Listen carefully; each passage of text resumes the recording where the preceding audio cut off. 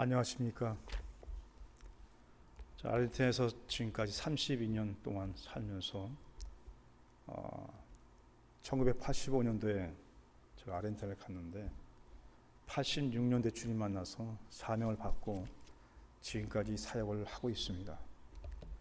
제가 이 교회에 올 줄은 꿈에도 몰랐어요.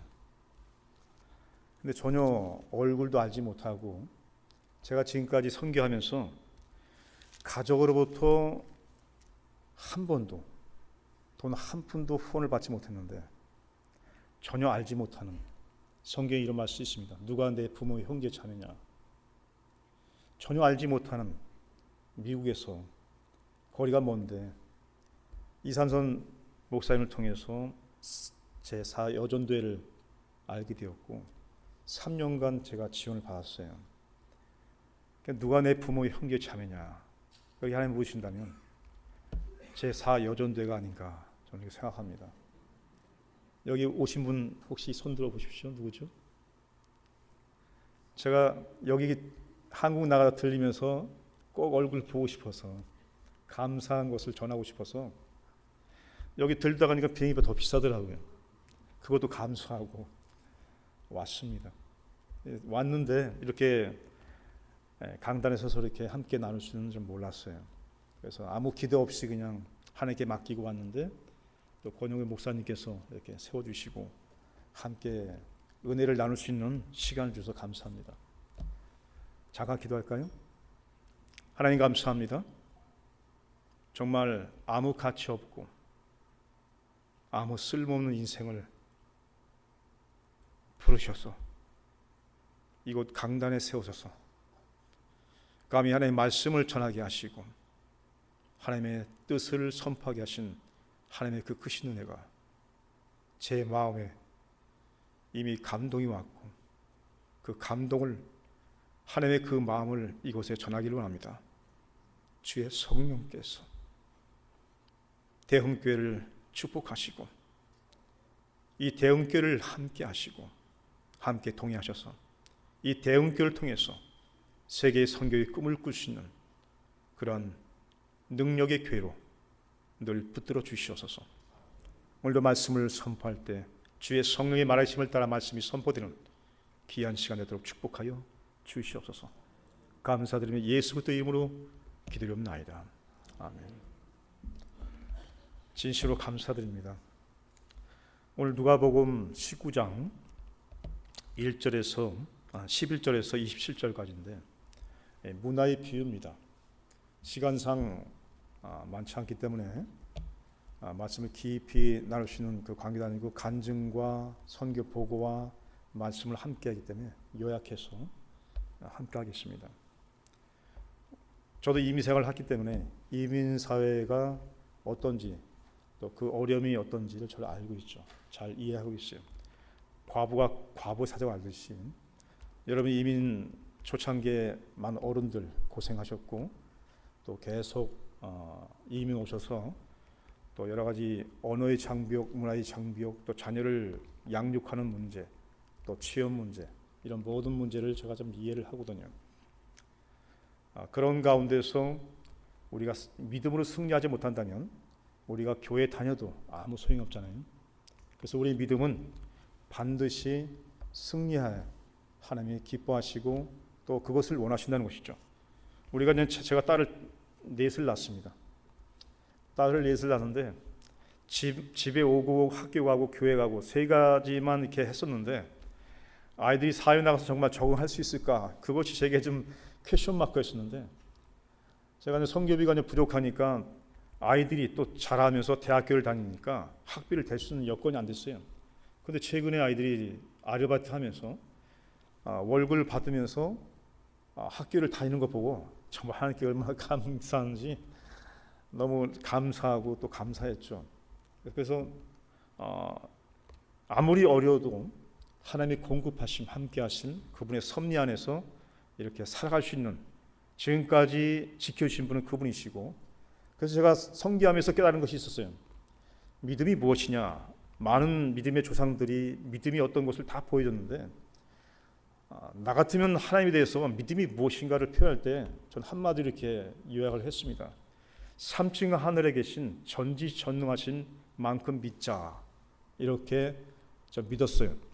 최근에 목회자 제자 수련회를 하는데 일주일밖에 남지 않은데 그동안 몇 개월 동안 기도하면서 모은 돈이 한 3만 페소, 그 나라 돈은 3만 페소인데 한 5만 6만 페소가 더 부족하더라고요. 뭐 구할 곳은 없고 도와주는 곳은 없고 정말 이것을 어찌할꼬. 그래서 믿음으로 예약을 다 했어요. 수양관 예약을 했고 또 거리도 멀고 또 이미 다 목회자들 초계파적으로 다 초청했는데 정말 어찌할 바를 모르겠더라고요. 그럴 때 하나님께서 에게 주신 것은 그게 바로 기회다는 것이죠.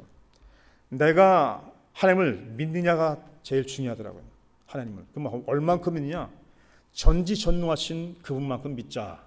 이런 신앙의 어떤 제 자신만의 그런 마음을 가지고 기도했습니다. 기도의 전을 쭉 보내고 나서 기도를 하는데 일주일이 안 됐는데 계속 연락이 옵니다.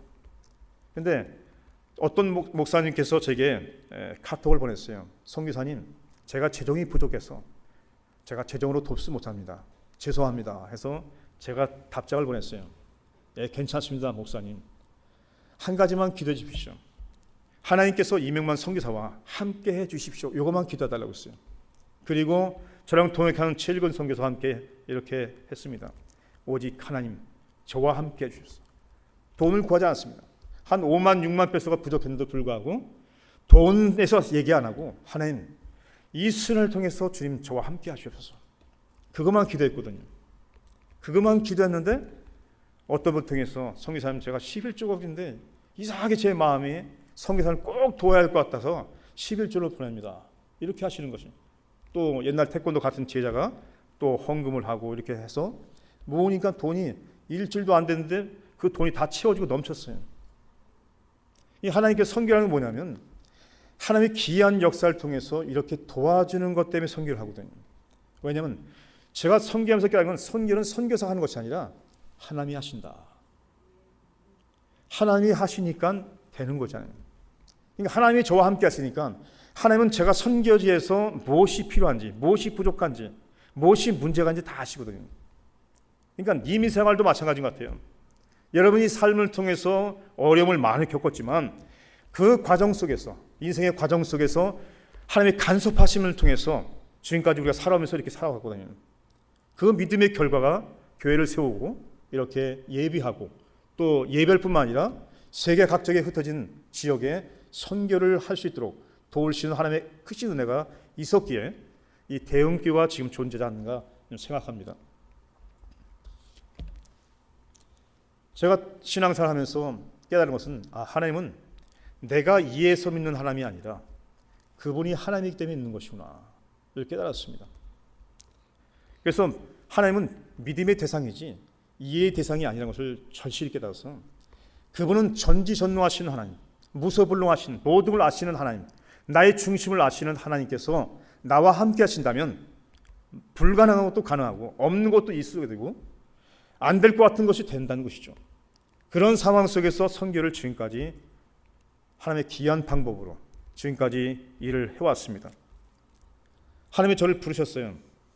제가 1년 전에 암 4기 임판 수술해가지고 방사선 한 25번은 씌웠는데 침샘이 말라서 물을 좀 마셔가면서 하겠습니다. 죄송합니다. 아직 상태가 회복이 다 안 된 상태이기 때문에 그래도 불구하고 하나님이 주신 사명 때문에 쉬지 않고 좀 일을 하고 있습니다. 하나님이 저를 부르신 주에 저한테 이렇게 말씀하시더라고요. 너는 아무 쓸모없고 세상에서 아무 가치 없다. 그러면서 하나님께서 환상을 보여주시는데 저를 바닥에 찬바닥에 엎어놓고 밟더라고요. 머리끝에 발끝에까지. 그때 제가 마음속에서 의가 딱 올라오면서 기분이 상하더라고요. 그러면서 묵상해서 잠시. 근데 제가 성경을 보면서 하나님을 깨달은 체험은 하나님은 거짓말하지 않으신다. 성경에 보니까 의인은 없네 하나도 없다. 그러니까 하나님이 세상을 보니까 의인이 없고 하나도 없다는 것이. 그 말씀을 주시면서 저를 밟으면서 너는 세상에서 아무 가치 없고 쓸모없다 했을 때 그 말씀 듣고 제가 순응했어요. 맞습니다. 주여, 저는 세상에서 아무 가치 없고 아무 쓸모 없습니다. 저를 불쌍히 봐달라고 기도했을 때 갑자기 마음속에서 기쁨이 샘솟더라고요. 마음이 평안이 오면서 하나님께 저를 일으키 세우시면서 선교사로서 이 사명을 감당하시도록 주님이 길을 열어주셨습니다. 제가 아르헨티나 선교하면서 그 하나님의 은혜를 무엇으로 갚을까 하는 그 마음속에 불붙는 게 붙어가지고 30년 넘도록 선교하면서 많은 선교사들이 막 안식년을 갔더라고요. 근데 이상하게 저는 갈 수가 없었어요. 너무 죄송하고 미안해서. 왜냐하면 선교를 읽다 보니까 예수님께서는 인자는 머리 둘 곳이 없다. 그냥 쉴 틈도 없이 사람들이 몰려드는 상황 속에서 예수님께서 그 하는 모습을 보면서 너무 안신전 친다는 게 너무 죄송했어요. 저는. 작년에 제가 암에 걸리면서 처음으로 11개월 한국에서 쉬면서 병 쪽에 수술 받으면서 쉬었어요. 그게 제 첫 번째 안식년이 됐습니다. 그런 가운데서 처음에 한국을 갔는데 제가 가신 곳이 없잖아요. 아무것도 없었어요. 근데 친구는 제 사정도 모르고 제 친한 친구인데 그냥 잘 살잖아요. 잘 먹고 잘 사는데 그 서울 삼성병원에 예약을 해놓은 거예요. 근데 사진을 한 3장, 4장 찍는데 한 400만 원 나오더라고요. 감당을 못했는데 야, 나는 저태 거기서 할 수 없어. 보험도 없죠. 돈도 없죠. 아는 사람도 없죠. 그런 상황에서 기도원에 가서 모르고 기도합니다. 하나님께 부졌어요. 오직 주만 바라보나이다. 제가 주의를 하면서 이런 병을 얻었는데 이 아픈 병을 끌고 어떻게 남은 사명을 감당할 수 있습니까? 주여, 저를 불쌍히 봐달라고 하나님께 부르짖고 기도했더니 각처에서, 아르헨티나에서, 또 미국에서, 또 한국에서 전혀 모르는 사람들이 제 소식을 듣고 도와준다고 연락이 왔어요. 그러니까 짧은 순간에 한 3천만 원이 저한테 들어오는 거예요. 돈이. 그 수술하고 또 11개월 동안 또 제가 한국에서 거할 수 있었고 그렇게 하나님의 은혜를 부어주더라고요. 하나님의 그런 공급하심이 없다면 정말 아무도 모르는, 정말 제가 그때 깨달은 거예요. 누가 내 부모의 형제 자매냐. 내 육신적인 가족도, 내 형도, 내 누나도, 내 조카들도 나를 돌아보지 않았는데 아무도 병원에 입원했을 때도 오지 않았어요.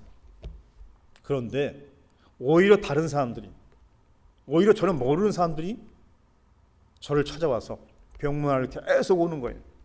또 그런 교회가 도와주고 이런 가운데서 수술을 하나님의 은혜로 잘 마쳤습니다. 또 이곳에서 또 여전대가 또 보내준 선교비를 가지고 제가 수술 모든 것을 다 마쳤어요. 정말 대단히 감사하게 생각하고 있습니다. 제가 아르헨티나에 살면서 처음에는 교회를 개척했는데 태권도로 사역을 했어요. 전 지금 태권도 8단이고 태권도를 최고의 기술을 다 배웠고 이제 프로태권도라고 천무국이라고 기술이 있는데 그 기술을 배우면서 제가 국제 챔피언까지 하면서 그 당시 챔피언 벨트까지 있었어요. 트로피도 있었고 막 그런 상황 속에서 좀 유명세를 달리고 또 가까이서 영화요 감독이 저를 영화 배우를 만들기 위해서 그런 차였었어요. 그런데도 그걸 다 포기하고 오늘날 아버지가 저를 부르시더라고요. 부르시면서 말씀하기를 네가 나를 모시고 살면 네가 형제가 있지만 이 재산을 너에게 다 주겠다. 10억을 주겠다는 것이 제가 한 27살, 8살 때였는데 그래서 저는 그거를 거부했어요. 왜냐하면 하나님이 저를 부르셨거든요. 아르헨티나로. 그래서 아버지가 말씀하십니다. 그러면 내가 30억 달러를 사서 너한테 주겠다. 거기서 교회를 짓던 거기서 기도하던 나와 함께 살자. 그것도 거부했어요. 부자가 될 수 있었고 편하게 살 수 있었고 모든 걸 했지만 하나님이 나를 십자가를 위해 돌아가신 그 은혜를 생각할 때 도저히 비교가 안 됐습니다. 30억이 돈으로 보이지 않더라고요. 그래서 아버지, 저는 할 수 없습니다. 그때 아버지가 화를 내면서 핏대가 올라가면서 이제는 너는 내 자식 인연을 끊겠다는 것이 이제는 너 오늘부터 지금부터 내 자식이 아니고 네가 죽든지 살든지 네 마음대로 하라. 그렇게 하면 마음이 얼마나 아픈지 막 심장이 막 뒤틀리고 창자가 꼬인다는 말을 들어봤는데 그럴 때 느꼈더라고요. 너무 가슴이 아프니까 창자가 심장이 막 꼬이면서 막 창자가 꼬이더라고요. 아버지는 나가시고 그래서 안방에 그 자리에 무릎 꿇고 하나님께 기도합니다. 주님, 제가 하나님을 위해서 부모도 형제도 저도 모든 유산도 다 포기했습니다. 친구도 대한민국 다 포기하고 하나님 부르시면 따라가겠습니다. 한 가지만 제 기도를 응답하여 주시옵소서 하고 아버지 어머니가 그때 교회를 안 나가셨거든요. 그래서 아버지 어머니만 꼭 보내달라고 마지막 소원을 기도하고 눈물을 흘리면서 비행기 타면서 눈물이 하나없이 나오더라고요. 한국 땅을 바라보면서. 그리고 아르헨티나를 떠났어요. 그런데 후에 아버지 임종도 못 보고 어머니는 가까스로 임종을 봤는데 어머니는 16년 동안 뇌출혈 때문에 병상에서 있었고 그런 상황에서 제가 어머니도 모시고 아버지도 못 모시고 정말 유신으로부터는 굉장히 불효자식이거든요. 그래서 한 가지 소원만 내 아버지 어머니만큼은 꼭 구해달라고 눈물로 기도했는데 마지막에 묘소에 가니까 아버지는 이미 묘소에 들어가 있어 계셨고 거리 무릎 꿇고 기도하십니다. 하나님 만족하나이다. 저는 만족합니다. 아버지 어머니가 예수 그리스도를 믿고 구원받은 것에 대해서 저는 만족합니다 하고 감사 찬양했어요. 정말 예수를 믿는 것이 제가 하나님을 알고 나니까 우리가 예수를 믿는 것이 얼마나 큰 축복인지 그것이 얼마나 굉장히 위대한 축복이지 기적 중에 기적이거든요. 그런 가운데서 우리가 교회에 나오는데 우리가 그 은혜를 깨닫지 못한다면 어떻게 되겠습니까? 오늘 말씀을 통해서 문화의 비유 나옵니다. 어떤 사람은 10개, 어떤 사람은 5개를 남기는데 하나님이 우리를 부르신 것은 영적인 장사꾼, 베드로를 부르신 것은 사람을 낳는 어부가 되라 하셨죠. 그럼 하나님께서 우리를 부르신 것은 물론 거룩해 하시고 거룩해 할 뿐만 아니라 우리에게 사명, 장사, 영적인 장사꾼을 부르셨는데 어떤 사람은 5개, 어떤 사람은 10개를 남겨요. 여러분들이 교회 나와서 대음교회 나와서 몇 년을 교회 나왔는지 신앙생활 몇 년 한지 모르겠습니다. 근데 내가 장로니 집사니 어떤 선교사의 직분이 아니라 정말 중요한 것은 나를 통해서 얼마나 많은 생명이 구원을 받았는지를 한번 계산을 반드시 해야 한다는 것이죠. 제가 이 말씀을 통해서 깨닫고 나서 그렇구나. 하나님이 나를 부르신 것은 바로 예수님이 땅에 오신 것은 잃어버린 자라 그 영혼을 구원하게 한 목적으로 오셨는데 근데 예수님이 어떻게 오셨어요? 3층 보좌, 하늘의 보좌를 다 포기하고 왔어요. 자기 왕권을 포기했단 말이에요. 근데 우리는 가까이에서 이웃이 그냥 이 미국에도 아직도 예수 믿지 못하는 사람이 굉장히 많거든요. 근데 예수님은 어떤 분이었냐면 3층의 보좌를 다 버리시고 자기 왕권을 포기하시고 자기 모든 부귀를 포기하시고 이곳에 낮고 낮은 이 땅에 오셔가지고 우리를 찾아다니면서 잃어버린 영혼을 찾아서 구원하게 왔다는 것입니다. 근데 우리는 하나님의 은혜로 여러분 생각하십니까? 한국이 옛날에 과거에 어떻습니까? 한국은 과거에 꼴찌에서 2번째였잖아요. 제 역사를 연구를 해보니까 한국이 세계에서 꼴찌 2번째였더라고요. 그런 나라가 지금 10대 국가로 올라갔어요. 경제적으로. 그런데 하나님의 은혜를 우리가 잊어버린 것입니다. 한국 교회 가니까 하나님의 은혜를 잊어버렸어요. 오히려 선교사가 한국을 가야 할 판이에요. 오히려 거꾸로 선교를 한국으로 가야 할 판이에요. 제가 하나님께서 보여주시는데 교회는 있는데 화려하고 시설이 정말 웅장한 교회인데 하나님이 계시지 않는 걸 보여줬어요. 하나님께서. 그래서 저는 회개했어요. 하나님 용서하소서. 마치 내일처럼 하나님 용서하소서. 우리 대한민국을 용서해 주소서. 하나님의 은혜를 잊었나이다. 오히려 교회가 세속화되고 하나님을 잊어버리고 다른 방에 나가는 그 모습을 봤어요. 성경에 보니까 예수님 당시 교회가 2개 있었어요. 한 교회는 예루살렘 교회에 있었고 한 교회는 사마리 교회였는데 서로 상종하지 않았다는 것입니다. 근데 그들은 예배를 드렸어요. 11조와 헌금과 찬양과 예배를 다 드렸는데 불구하고 거기는 주님이 계시지 않았다는 것입니다. 지금 올라도 마찬가지예요. 하나님이 우리와 함께하는지 임마누엘이라는 그 뜻은 하나님이 우리와 함께한다는 뜻인데 항상 우리가 신앙생활하면서 하나님이 정말 우리 가정에 우리 교회에 나의 삶 속에서 함께 하시는가 이거를 검토하는 것이 굉장히 나를 검증하는 것이 굉장히 중요한 걸 깨달았습니다. 날마다 깨어서 기도하는 것 날마다 내 자신을 검증하는 것이 얼마나 중요한지를 전 깨달았어요. 그래서 날마다 회개합니다. 대한민국에서 회개하고 제가 아르헨티나에서 선교하면서 말씀을 전할 때마다 사람들이 처음에 변화가 안 되더라고요. 그래서 저는 처음에 그들 탓인 줄 알았어요. 난 분명히 하나님의 말씀을 선포했는데 이 사람들이 변화가 없어요. 처음에 변하지 않더라고요. 나중에 하나님 보이시더라고요. 바로 네 탓이다고요. 그래서 나 때문에, 이 선교사의 잘못 때문에 이들이 주님을 만나지 못하고, 나 때문에 내가 말씀을 선포하지만 내 죽은 영혼 때문에 이들이 살지 못하고 영향을 끼치지 못하는 이 선교사에 대해서 눈물로 펑펑 울어서 회개했습니다. 그때부터 하나님께서 저와 함께 하시며 도와주시는 것이, 가는 곳마다 회개 역사가 일어나고 가는 곳마다 하나님께서 놀라운 구원의 역사가 일어나는 것을 늘 목도하면서 지금 살아가고 있습니다. 지금 아르헨티나 선교 상황은 뭐냐면 세 가지가 문제가 있을 수 있어요. 기복주의와 신비주의와 인본주의. 그 세 가지가 90% 이상을 교회를 다 죽이고 병들게 하고 약한 교회로 만들어 버렸어요. 그래서 그들은 항상 이 교회에서 말씀을 외칠 때 뭘 외치냐면 기적과 세상의 땅의 축복만 있어요. 하다못해 헌금 봉투를 주면서 여러분들이 헌금을 하면 많이 하면 할수록 여러분의 병이 고칠 것이고 여러분의 가정 문제가 해결될 것이고, 엉뚱한 복음이 아닌 이상한 말씀을 전하는 것이에요.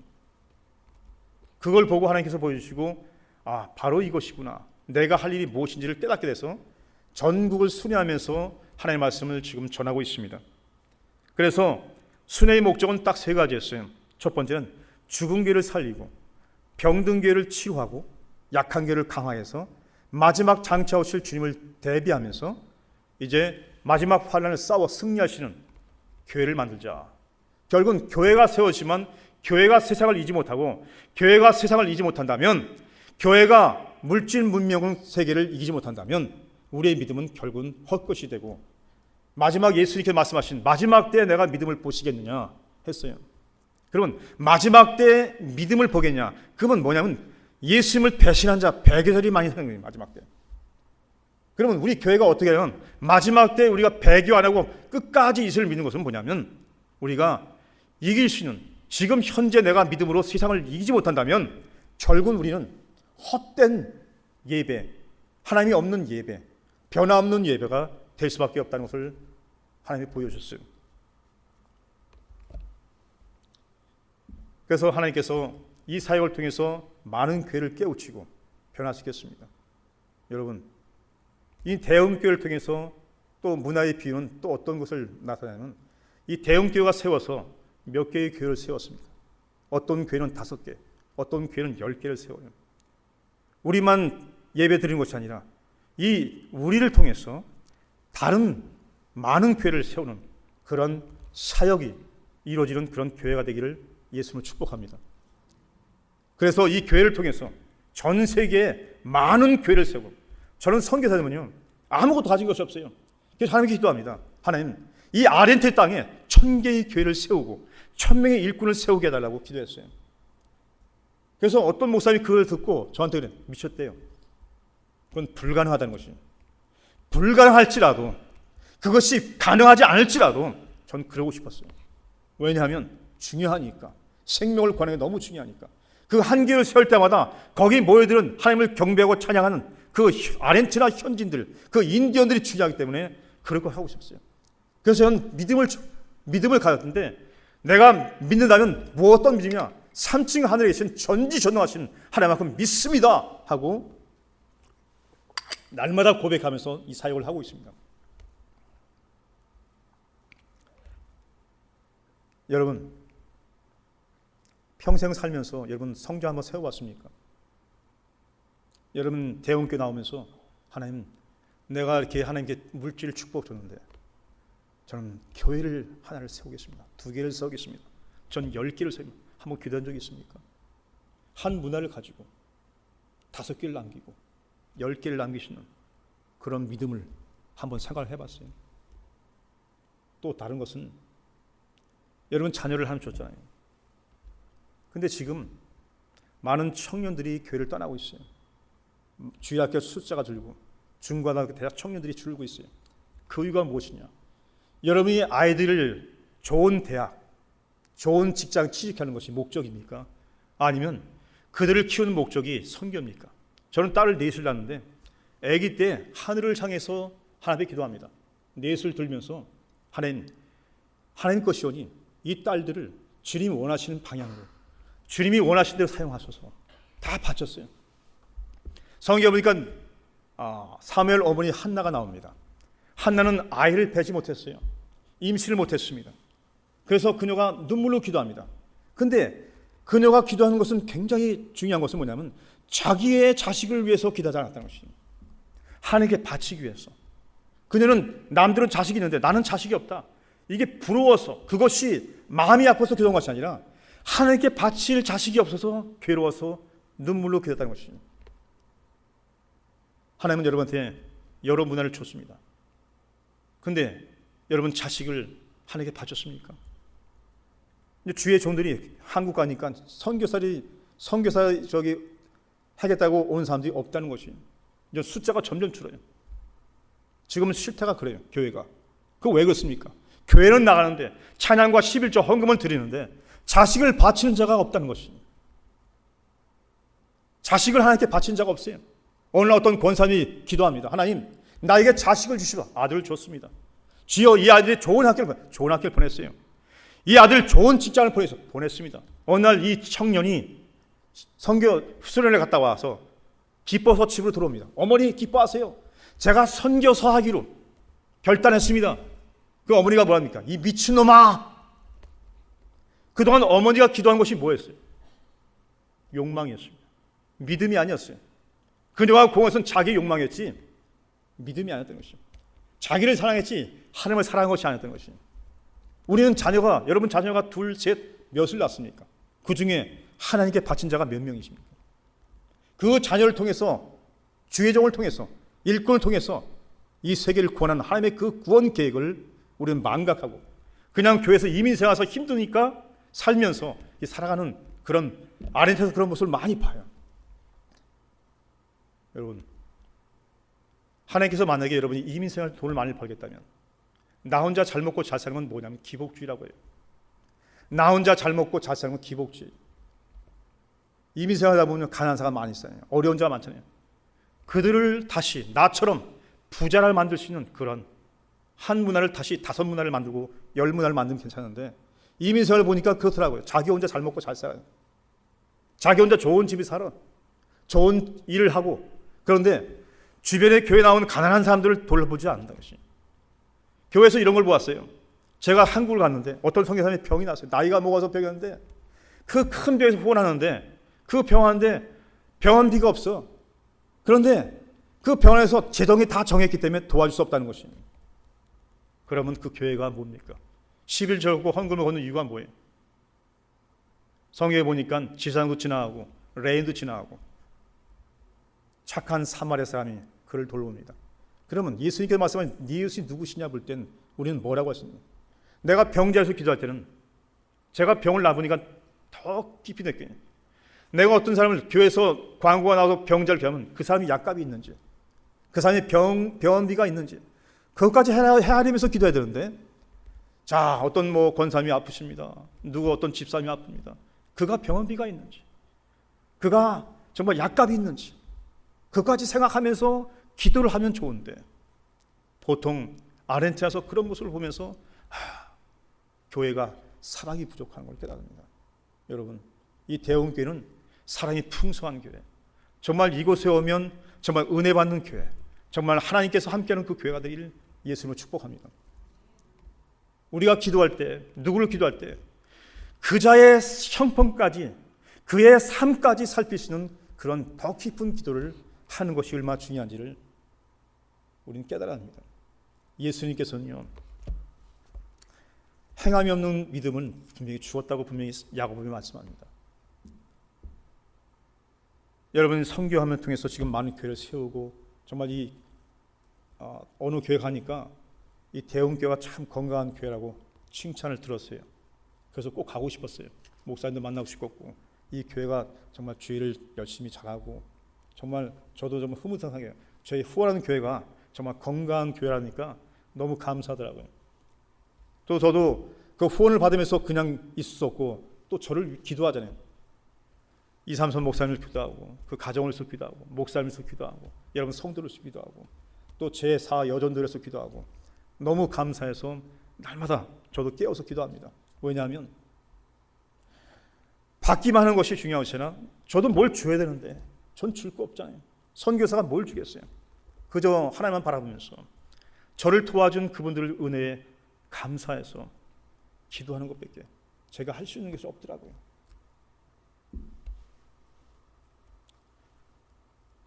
지금은 사역이 행복해요. 선교가 이렇게 행복한지 몰랐어요. 처음엔 너무 힘들어가지고 제가 어느 날 치과 가니까 처음에 선교를 너무 스트레스를 받아가지고 저도 모르게 잘 때 이를 물었나 봐요. 그 잇몸이 다 상한 것이. 그 의사가 말하길 선교사님 이빨이 지금 70대 노인입니다 하더라고요. 그래서 잇몸이 약해요. 그래서 그분이 치료하지는 바람에 지금 많이 튼튼해졌거든요. 그 사람 지금 음식을 잘 못 먹었을 거예요.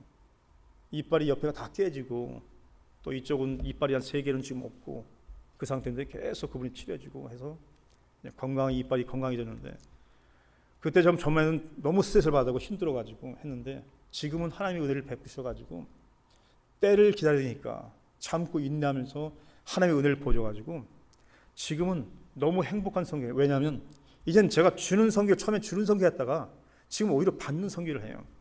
제가 한번 성교지를 가면 한 5,000끼를 한 달 동안 순회합니다. 교회에 교회, 마을과 마을과 도시에 도시 다니면서 인디오 마을까지 다니면서 대형교회서부터 아주 작은 교회까지 그 인디오 마을까지 다니면서 인디오 마을 가면 그 형제들이 이 벼룩이 많아요. 그 형제가 이렇게 안으면 벼룩이 몸에 뛰어들어와요. 처음엔 그걸 몰라가지고 그리고 집을 돌아갔더니 내 아이들까지 내 아내까지 전부 벼룩에 물려가지고 그냥 온몸이 뻘건 막 그렇게 막 고생한 적 여러 번 있었는데 그렇게 하면서 하는데 너무도 감사한 것은 그 인디오들이 항상 처음에 갈 때는 손을 벌여서 항상 도와달라고 하는데 오히려 그 인디오 형제들이 저를 도와주더라고요. 오히려 선교사님 쓰라고 선교비 넣어주고 수고하라고 또 이렇게 주시고 막 그러니까 너무 이제 제가 받는 선교를 하고 있어요. 제가 기도를 그렇게 했거든요. 왜냐하면 선교비는 적고 사역은 해야겠고 돈 나올 곳은 없고 그래서 이 선교지가 나의 자원이다. 또 이 현지를 통해서 이들 내가 복음을 전하는 자를 통해서 주여 나에게 재정이 채워지게 해달라고 기도했는데 하나님이 그대로 응답을 주셔가지고 하나님의 성령에 그들이 감동 주셔서 자발적으로 그들이 헌금을 주는 거예요. 이번에 최근에 수련을 했는데 소 한 마리도 바쳐요.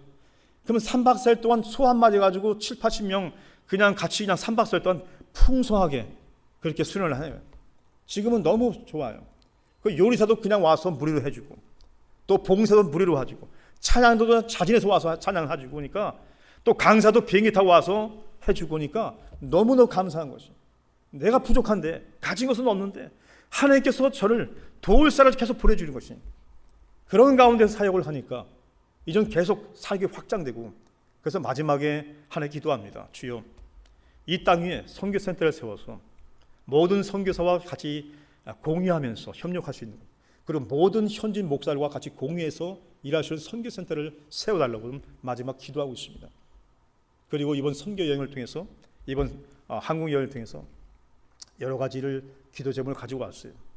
여러분 저를 위해서 기도를 부탁드립니다. 제가 더 사역을 잘할 수 있도록 제가 죽는 날까지 제가 평생 선교만 하다가 제가 주님 곁에 갈 수 있도록 기도를 부탁드립니다. 누가복음 19장 문화의 장사를 하라고 합니다. 우리가 제가 선교하면서 제가 선교사로서 한 문화를 가지고 몇 명의 선교사를 더 배출할 것인가를 좀 고민했어요. 전 선교사를 하나님께서 은사를 줬기 때문에 나 같은 똑같은 선교사를 배출하기 위해서 지금도 노력을 해요. 그래서 제 옆에 있는 제자도 어릴 때부터 가르친 제자인데 지금 오히려 동역자가 되시 후계자를 준비하고 있습니다. 그뿐만 아니라 또 현지인 선교사를 배출하기 위해서 좀 준비 중에 있어요. 여러분이 이것을 위해서 기도를 부탁드립니다. 오늘 하나님께서 대형교회를 통해서 이렇게 만나게 하시고 또 3년간 계속 지속적으로 후원케 하신 그 하나님의 은혜 때문에 또 이렇게 왔지만 제가 계속 이 대형교회에서 기도하겠습니다. 그래서 대형교회가 정말 이 LA에서, 미국에서, 전 세계에서 정말 소문난 교회, 정말 선교하는 교회, 살아 역사는 하나님이 임재하는 교회, 그런 교회가 되기를. 사도행정, 제가 꿈꾸는 교회는요, 사도행정적 교회입니다. 사도행정적 회개, 사도행정적 변화, 사도행정적 삶을 사는 그런 교회를 꿈꾸면서 순회하면서 그런 교회를 만들어요. 많은 현지인 교회들이 죽은 교회가 살아나고 병든 교회가 치료받고 약한 교회 강해서 마지막 장차 오실 그 예수님을 기다리면서 준비하면서 대비하는 그런 교회를 세우려고 기도하며 지금 사역을 하고 있습니다. 오늘 말씀의 핵심 포인트를 말했습니다. 지극히 작은 것에 충성했다는 그 의미가 전 몰랐어요, 처음엔. 근데 하나님이 보여주더라고요. 사람들이 성경에 보니까 하나님은 나는 사람의 외모를 보지 않고 사람의 중심을 보느니라. 그런데 많은 교회에서 이렇게 생각하더라고요. 많은 성도가 이렇게 생각하더라고요. 자기 일은 굉장히 큰데 하나님의 일을 지극히 작게 보는 것이에요. 자기 인생에서 선교를 끼워넣기로 들쳤어. 끼워넣기로. 틈새에 끼워넣는, 자기 인생의 선교는 하나의 하는 틈새에 끼워넣는 그를 하더라고요. 근데 예수님은 자기 피, 자기 목숨, 자기 몸을 다 주어서 희생해서 이 땅에 오셨거든요. 자기 왕권을 버리고. 근데 우리는 하나님의 일을 한 선교, 이 복음 전하는 것에 자기 인생에 끼워넣기로, 그리고 자기 일이 바빠요. 자기 사업, 자기 자녀 이런 것에 시간을 다 투자하면서 정말 정작 예수님께서 모든 걸 버렸듯이, 저도 그랬거든요. 하나님이 저를 시험할 때 네 부모냐 아니면 선교냐 이렇게 물었을 때 네가 유산을 받는 것이냐 아니면 고난 속에서 복음을 전하는 것이야 하나님 물었을 때 저는 망설임 없이 주여 하나님은 내 인생의 첫 번째가 되나이다. 하나님을 선택했습니다. 그 결과 그 30억의 유산은 다 잃어버리고 어느 날 한국 나가니까 누님이 사업한다고 다 그걸 잃어버렸어요. 망해가지고. 그 절 보기 부끄러우니까 고개를 돌리고 있더라고요. 제가 뭘 하겠습니까?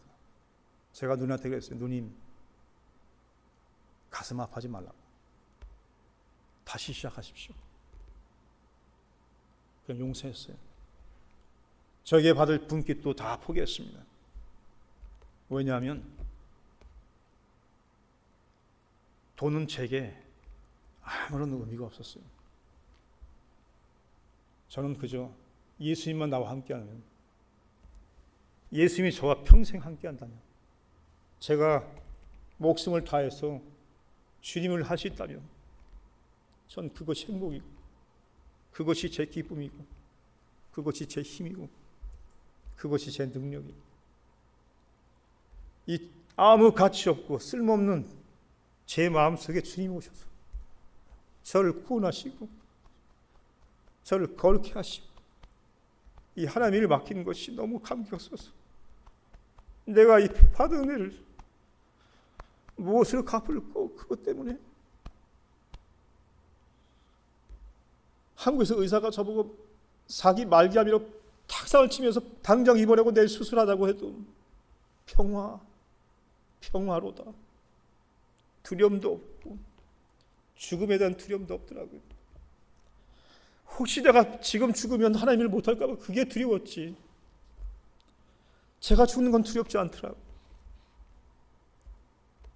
유산을 받지 못해서 집도 없이 지금까지 유랑하면서 살고 있지만, 그것 때문에 아내와 아이들이 고생하고 있지만, 그래도 하나님이 주신 그 은혜 때문에 이 일을 할 수 있다는 것이 제게는 너무나 감사하고 제 인생의 감격이고 정말 이것이 저희 전부였어요. 그래서 제가 아버지 무덤 앞에서 기도했습니다. 주여, 만족하나이다. 만족합니다. 여러분, 무엇이 더 큽니까? 하나님의 일입니까? 여러분의 일입니까? 주님 말씀하십니다. 네가 지극히 작은 것에 충성했으니 10골을 5골을 다스리라. 이 대웅교회가 하나님의 일을 크게 봐야 돼요. 여러분의 인생보다, 여러분의 삶보다 하나님을 정말 그건 큰일인데, 하나님은 우리 중심을 보시고 네가 지극히 작은 것에 충성했으니, 근데 워낙은 그렇게 말하면 안 되시는데 내일이 세상에 제일 큰일이라 이렇게 말씀하셨는데, 오히려 반대로 예수님의 제자들은 그랬습니다. 여기 보니까 그들이 이 말씀을 듣고 있을 때 뭘 들었습니까? 예수님과 삭개오가 대화하는 모습을 들었어요. 삭개오는 그는 부자였고 그는 권세자였습니다. 그런데 예수를 만난 후에 그는 회개합니다. 어떻게 했습니까? 주여, 내 재산의 절반을 가난해 주고 내가 많이 토색하면서 4배를 갚겠나이다. 그 뜻은 뭐냐면 다 드리겠나이다. 삭개오는 어떤 회개냐면 사도행정적 회개였습니다. 모든 것은 자기 것이 아니라는 고백. 그런 삭개오 행함 있는 그 고백이, 그 회개가 통해서 예수님께서 그걸 말합니다. 보라, 구원이 이 집에 이르렀도다. 그리고 바로 아브라함의 자손이다. 그 당시 많은 바리새인들은 그들의 생각을 스스로 아브라함의 자손이라고 생각했습니다. 그런데 예수님 말씀하신 독사 이 새끼들아. 유대인들은 자기들은 아브라함의 후손이라고 생각했는데 예수님은 그들을 향해서 말씀하신 독사 이 새끼들아. 우리는 누구입니까? 우리는 아브라함의 자손입니까? 아브라함의 자손이면 아브라함의 행사를 할 것이오늘 분명히 말씀했습니다. 바리새인을 향해 너희들이 아브라함의 후손이라면 아브라함의 행사를 하라는 것입니다.